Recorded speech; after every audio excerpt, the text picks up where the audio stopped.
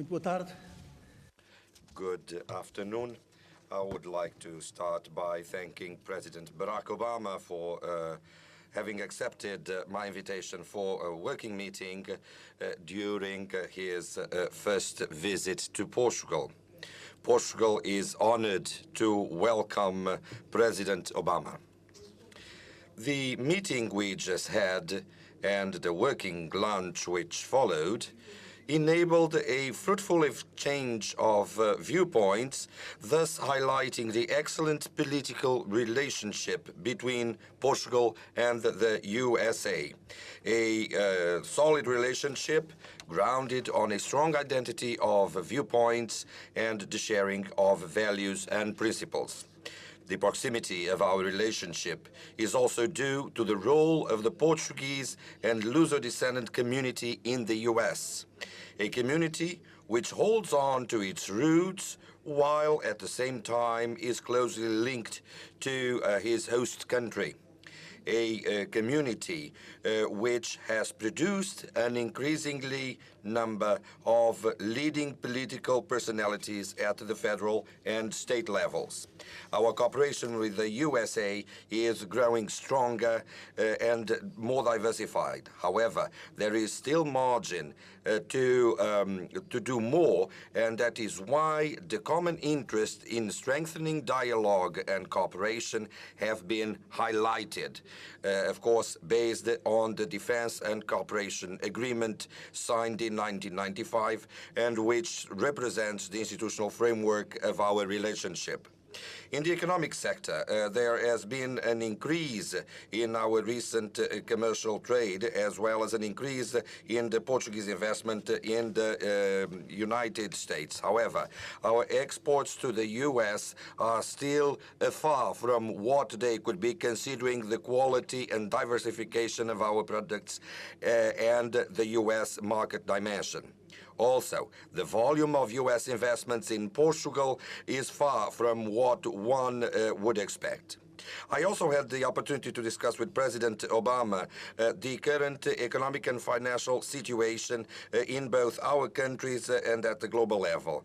And I was happy to hear the U.S. authorities reiterate their trust on the Portuguese capability to overcome the challenges it is faced with.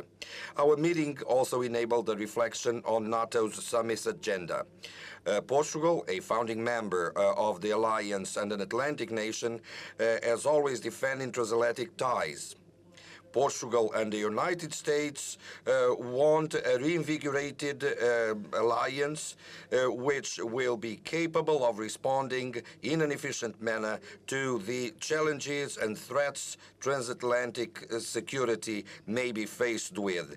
This is the object of the major reform that will be discussed and I hope approved in the Lisbon summit. Furthermore, we considering the recent election of Portugal to the security sector, to the Security Council, we agreed on the need to strengthen the political dialogue on the United Nations agenda. I would like to once again thank President Obama for his visit to Portugal. For your warm welcome, and thank you and the people of Lisbon and Portugal for welcoming us to this beautiful and ancient city. It is very fitting that we are gathering here in Lisbon. It was from here that the great explorers set out to discover new worlds.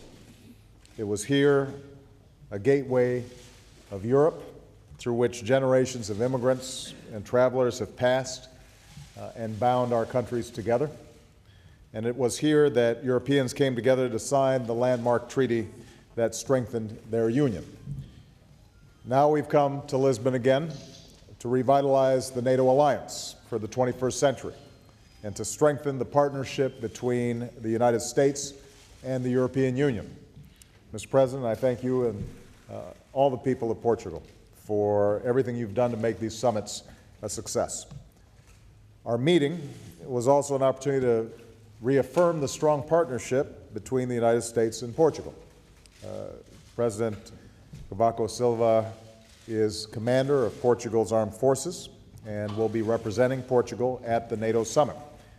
We pledge to continue the excellent cooperation between our militaries, especially Lagos Field in the Azores, which provides critical support to American and NATO forces in Iraq and Afghanistan. I expressed my gratitude to the Portuguese armed forces who are serving alongside us in Afghanistan. And here in Lisbon, I look forward to working with our NATO and our ISAF partners as we move towards a new phase, a transition to Afghan responsibility that begins in 2011, with Afghan forces taking the lead for security across Afghanistan by 2014. So this summit is an important opportunity for us to align an approach to transition in Afghanistan. Finally, we discussed ways to expand our bilateral cooperation. On the economic front, we're looking to deepen our partnership in trade and investment, in science and technology. I am very impressed with the outstanding work that Portugal has done in areas like clean energy, and we think that we can collaborate more.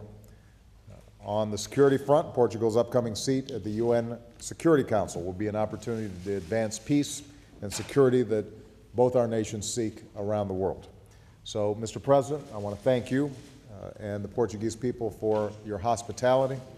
I'm confident that we're going to have two successful summits and that we will continue to deepen an extraordinarily strong partnership between the United States and Portugal, one that's based not just on relations between heads of states, not just on the basis of treaties, but based on an enormous warmth between our two peoples, one that in part is forged by the wonderful contributions that are made by Portuguese Americans each and every day. So thank you so much, Mr. President. Thank you for your nice work. Thank you. Thank you. Thank you.